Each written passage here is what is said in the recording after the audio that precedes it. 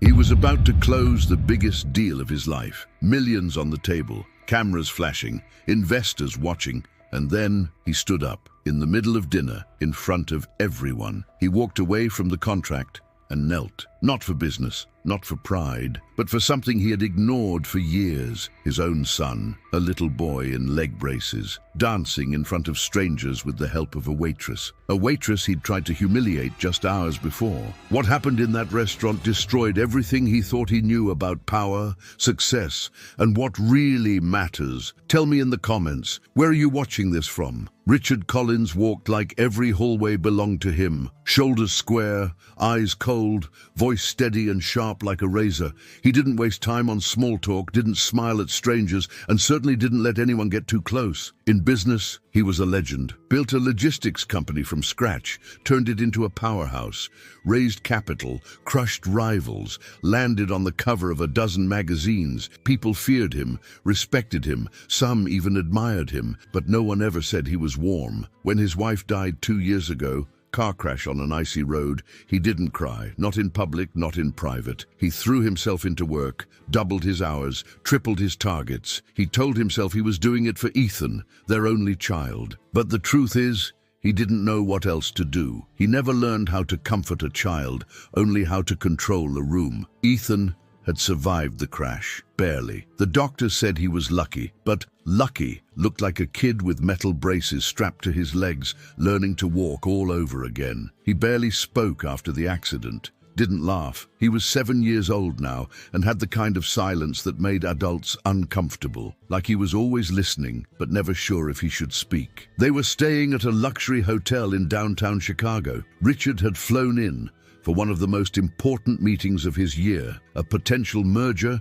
with a European conglomerate. If the deal went through, it would push his company into global territory. Bigger contracts, new markets, more power. He needed to stay sharp, focused. The last thing he needed was the inconvenience of his son. But when the nanny cancelled at the last minute, he had no choice. "Don't get in the way," he told Ethan that morning in the hotel suite.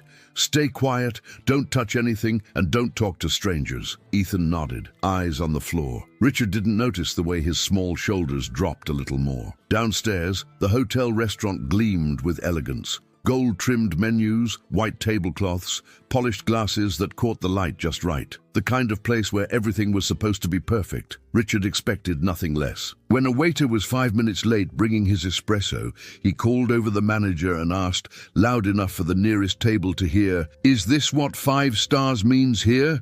Because if so, you've been lied to." That's when she stepped in. Claire. Hotel waitress, black uniform, name tag pinned just above her heart. She didn't flinch. She didn't panic. She just walked over with a calm smile and said, "Mr. Collins, I'll take care of you personally. Let's get this right." She turned to Ethan and crouched down. "And what about you, young man?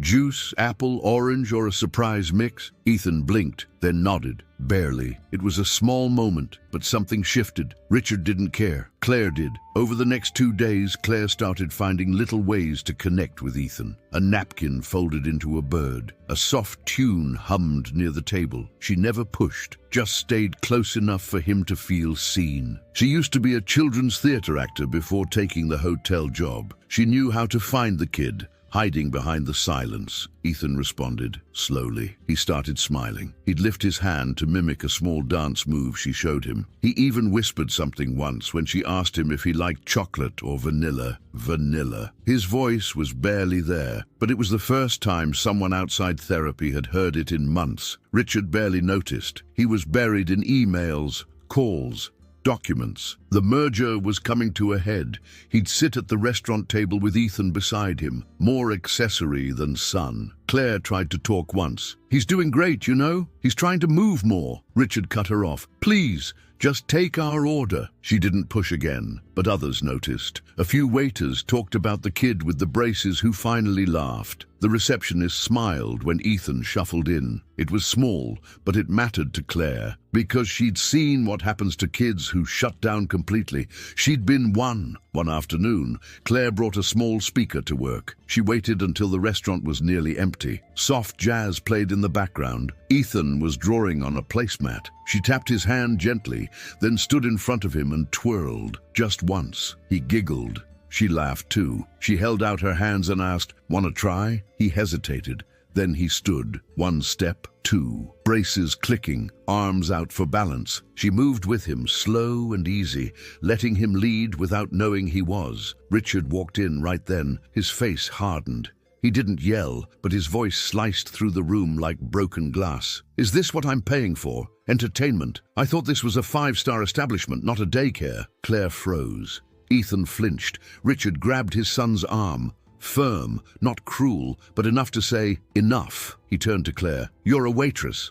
Act like one." He left a heavy silence behind. Ethan wouldn't speak the rest of the day. Claire stood alone in the middle of the restaurant, hands still half outstretched, like she'd caught something invisible and didn't know how to let it go. That night, Claire sat behind the hotel kitchen, back to the wall, arms wrapped around her knees. Another staff member, Luis, a bartender, sat beside her and offered her half a sandwich. "You okay?"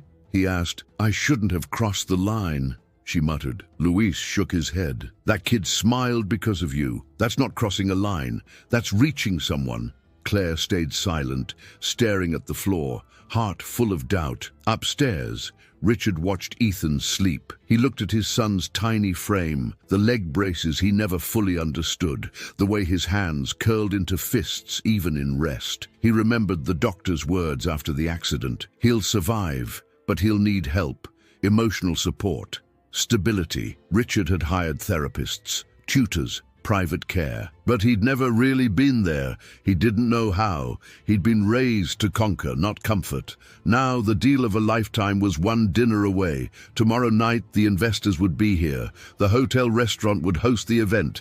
Everything had to be flawless. He didn't know it yet, but nothing would go according to plan. And for the first time in years, that would turn out to be the best thing that ever happened to him. The day of the dinner started with a cloudless sky and that dry kind of cold that feels more like a warning than a comfort. Richard Collins was up by 5 a.m., reading documents, rechecking projections, sending terse messages to his legal team. The restaurant had been reserved for that night's event, and everything from the wine pairings to the lighting temperature had already been approved by his assistant. The merger wasn't just a milestone, it was the culmination of years of calculated sacrifice. He'd pushed everyone around him harder than necessary. He'd cut ties, cut corners, cut people, but none of it had mattered as long as the business grew. And now, with this deal, it would finally break into Europe, open a gateway he'd been after since his 30s. The numbers were clean, the timing was perfect. Nothing could be allowed to get in the way. Ethan was awake when Richard came out of the bathroom, already dressed, sitting quietly at the edge of the bed with his braces half latched and his shirt buttoned crooked. He didn't ask for help. He never did. Richard watched him for a second, unsure whether to say something, but didn't. He just grabbed his jacket, muttered that breakfast was in 20 minutes, and left the room. Downstairs, Claire was doing her best to act like she wasn't still turning that moment over in her head. The way Richard had grabbed Ethan's arm, the sharpness in his voice, the way Ethan had shrunk without a sound. She hadn't said anything to management, hadn't filed a report. She didn't want to jeopardize her job, and to be honest, she wasn't sure what she'd even report. It hadn't been physical abuse. Not exactly, but something about it had stuck with her, the kind of moment that leaves a mark even when there's nothing to show for it. When Ethan came down for breakfast, she smiled at him softly and let him come to her. He didn't speak, didn't smile, but he sat at her usual station and quietly accepted a small cup of fruit she offered without asking. She placed a folded napkin next to his plate, shaped like a dog this time, with 2 little drawn eyes and a tiny tongue poking out. He looked at it for a long second, then tucked it into his pocket. Claire said nothing, but inside, that quiet little action felt louder than any thank you. The day dragged. Preparations for the dinner took over the restaurant. Furniture was rearranged. Music cues were tested. Table centerpieces were delivered with sterile precision, all clean glass and chrome, no warmth, no personality. Claire volunteered to stay late, knowing she'd likely be needed for the event anyway. She didn't ask about Ethan. She didn't need to. She knew Richard would bring him because he had no other option. And she knew that no matter how carefully she tried to stay invisible tonight, the kid would probably find a way to drift toward her. That afternoon, Ethan showed up again in the lounge near the restaurant, seated on a plush armchair with his knees close together, hands folded in his lap, while Richard took calls nearby. He was wearing a miniature dress shirt and slacks, and someone, probably Richard himself, had tried and failed to slick his hair into place. He looked like a child actor auditioning for a role he didn't want. Claire saw him from across the room and gave a small nod. He didn't respond, but after a few minutes she found him slowly moving toward the side of the restaurant, watching from behind a curtain. Later, in the staff locker room, Claire pulled out her small Bluetooth speaker from her bag. She thought about leaving it. She really did. After everything that had happened, it was probably smarter to just do her job, keep her head down, let things be. But something in her gut told her otherwise, so she slipped it into her apron pocket and walked back into the dining area. When the evening finally began, everything was exactly as planned. The investors arrived on time, greeted with expensive smiles and firm handshakes. The champagne flowed, the dishes came out like clockwork. Richard was in his element, confident, sharp, charming in the cold, efficient way that made men trust him and women keep their distance. The executives laughed at his jokes, toasted his success, and talked about the future in terms of market value and stock fluctuations. No one mentioned children. No one noticed Ethan sitting quietly at a table near the corner with a hired babysitter, eating small bites of chicken with exaggerated care, like he didn't want to be seen making a mess. Claire moved between tables smoothly, keeping her eyes low but her ears open. She'd been in this game long enough to know how these nights went. Polished surfaces, hidden landmines. She passed Ethan's table just once, pressing a small packet of crayons into his hand without a word. He blinked up at her, then set them on the table like a precious gift. It was during the second course that something shifted. The soft, instrumental music playing over the speakers changed to a light swing tune, something old-fashioned and gentle, the kind of rhythm that made your foot tap without thinking. Claire felt it in her body before she even registered the song. She glanced toward Ethan's table and saw him standing. It was awkward, uneven. He wobbled slightly, hands extended, trying to match the beat with his feet. His braces clinked softly as he took a step forward, then another. The babysitter reached out instinctively but stopped when Ethan raised his arm, not to stop her, but as part of the dance. A mimic of something he'd seen, something Claire had done with him once. She didn't think. She crossed the floor in seconds, kneeling beside him, whispering just low enough that only he could hear. "You got it. That's the beat. Remember how we did it? Tap and step, tap and step." Her hands didn't touch him. They just hovered like air currents, helping him balance. The entire room stilled. Forks froze mid-air. Glasses paused mid-sip. Investors turned. And at the head table, Richard Collins stood without meaning to. His son, his silent, rigid, broken son, was dancing. It wasn't a real dance, not in the strict sense. His movements were slow, uneven, his face flushed with effort, but his arms swung slightly in rhythm, and his feet, held in place by steel and Velcro, lifted one after the other with undeniable intention. He was smiling, not at the guests, not at his father, but at Claire. Richard's heart pounded in his chest. For a moment the room blurred. Everything, the deal, the people, the pressure, fell into the background. All he saw was his boy, not the weight of his recovery, not the inconvenience, just Ethan, alive in a way he hadn't been in years. Claire stepped back as Ethan turned slightly, losing balance for a second. She moved to steady him. That was when Richard walked forward, not with power, not with the presence he was known for, but slowly, almost uncertainly. He didn't speak. He knelt in front of his son, not out of shame, not out of guilt, but like a man finally understanding what mattered and realizing he was late. He held out his hands. Ethan reached for them. The dining room was silent. One of the investors whispered something in French. Another nodded. Someone started to clap. Not loud, not a standing ovation, but a soft, genuine appreciation, not for the dance, but for the moment, for the humanity in it. Claire stepped back and faded behind the nearest pillar. She didn't want thanks. She didn't even want credit. She just wanted Ethan to have this. And maybe, if Richard truly saw it, maybe that meant something. Later, after the guests had trickled out and the tables were being cleared, Richard found Claire stacking plates in the service area. He didn't bark her name, didn't command attention. He waited. When she finally turned, he just said, "Thank you." She nodded, not trusting herself to say anything else. "I didn't see it," he added after a pause. "Any of it." Claire met his eyes then. "You didn't want to." He didn't argue. He didn't explain. He just stood there, suit wrinkled, eyes tired, looking less like a CEO and more like a man who'd run out of ways to hide from his own reflection. They didn't speak again that night. Ethan had fallen asleep in his arms before they reached the elevator, and for the first time in a very long time, Richard didn't want to put him down. The restaurant returned to its usual rhythm over the following days. The staff moved on, but something lingered, quiet and steady, like the echo of a melody that hadn't quite faded yet.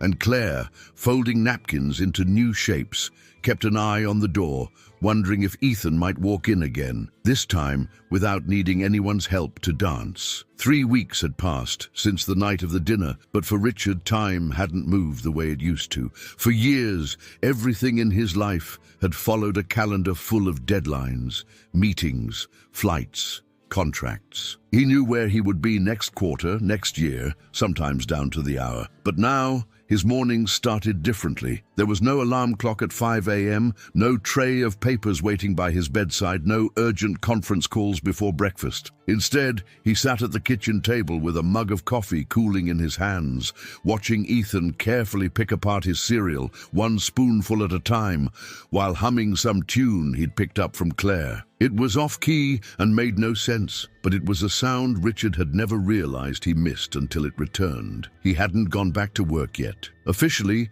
it was a wellness leave, something his board had agreed to when he requested it without explanation. Unofficially, it was the first time Richard had allowed himself to stop. The merger had gone through. The investors had signed the contracts. The company would keep growing, even without him standing over everyone's shoulder. He told his assistant he needed time with his son. He didn't explain more than that. The truth was too personal, too raw, and honestly, too new to fully understand. Ethan was still quiet most days, but something had changed in him. He looked up when spoken to. He asked small questions. He danced in the living room sometimes without music, just for the movement. His physical therapy appointments became something he wanted to go to instead of something he endured. And every night, he asked for a story before bed, sometimes the same one twice in a row. Richard wasn't good at storytelling. He fumbled the characters, mixed up plots, and forgot the endings. But Ethan didn't care. He just liked the sound of his father's voice. Claire had gone back to work, but not for long.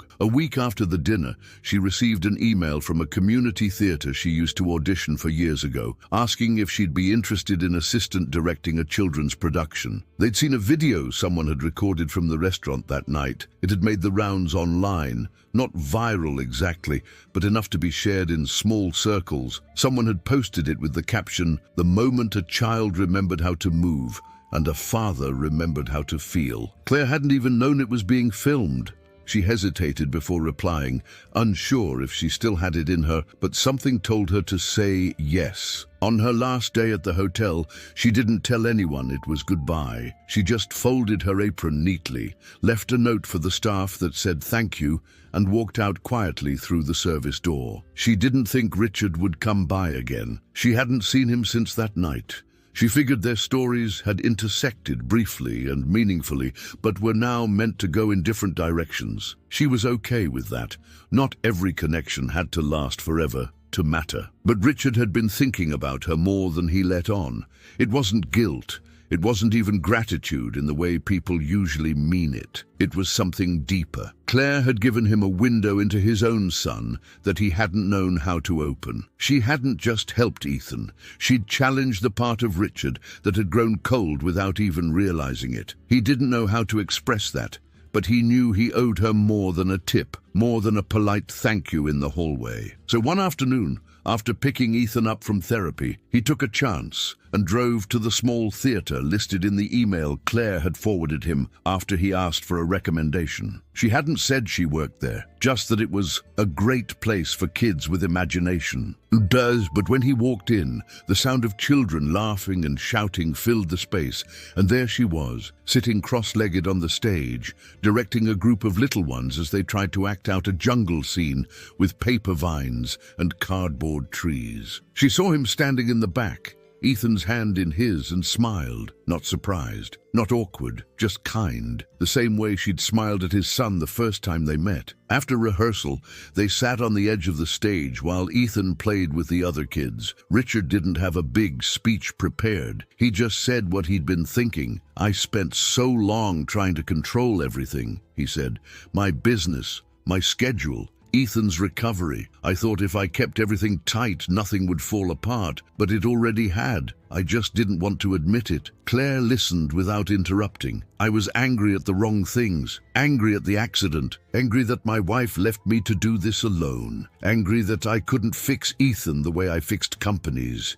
You helped me see he wasn't broken. I was just too scared to connect." Claire nodded. "He's not afraid anymore. That's the difference." Richard looked at her, eyes full but steady. "Neither am I." They sat in silence for a few more minutes, watching Ethan try to lead a group of kids in a makeshift dance. It was clumsy and chaotic and perfect. Eventually, Richard stood ready to leave, but before he did, he turned to Claire once more. "I don't know what's next," he admitted. "I just know it's not going to be the same as before." She smiled again. "That's the point, isn't it?" He reached into his coat pocket and pulled out the old napkin animal Claire had folded for Ethan weeks ago, the one with the little tongue and the drawn-on eyes. It was crumpled now, faded, but still intact. He placed it on the stage beside her. "He kept this," he said it was the first gift he ever got that made him feel seen. Claire's eyes welled up, but she said nothing. There wasn't anything left to say. Richard left the theater that day, not as a different man, but as someone who had finally allowed change in, someone who understood now that being present was not about proximity, but attention, that love didn't come from control, but from courage, and that sometimes the greatest act of leadership wasn't commanding a room, it was kneeling in it. Ethan kept dancing, not every day, not perfectly, but with joy, and Richard learned to follow his rhythm, even when it was slow, even when it wasn't what he expected, because now he understood something he hadn't before. Life doesn't wait for perfect timing. It waits for presence, for connection, for someone to look at a child who's struggling and say, "I see you." That was the real legacy. Not the company, not the money, but the look on his son's face when he danced with no fear. If this story touched you, leave a comment with the word presence, because sometimes just being there changes everything. There is a story here on the screen that will also move you. Press to watch, you won't regret it.